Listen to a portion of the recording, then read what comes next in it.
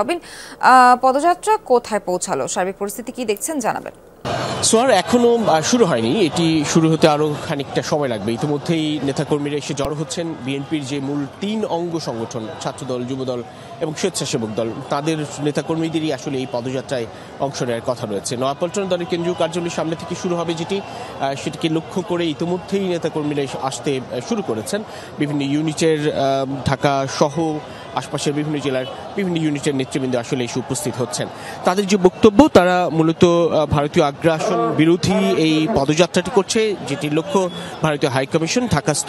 সেখানে যাওয়ার গন্তব্যের উদ্দেশ্যে মূলত তারা রওনা হবেন এই নয়াপল্টন থেকে, এবং আমরা ধারণা করছি নয়াপল্টন থেকে শুরু হওয়া এই পদযাত্রাটি হয়তোবা রামপুরা বাংলাদেশ টেলিভিশন ভবনের ঠিক সামনের অংশটায় হয়তোবা পুলিশি বাধার মুখে পড়তে পারে, এবং এরপর সেখান থেকে স্মারকলিপি নিয়ে যাবেন দলের নেতৃবৃন্দ।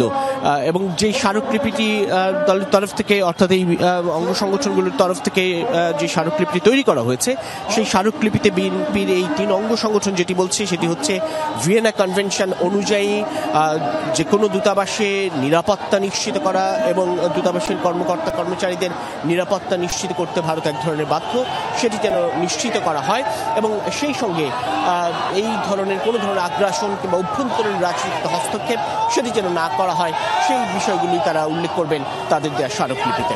সোহার। রবিন, ধন্যবাদ আপনাকে।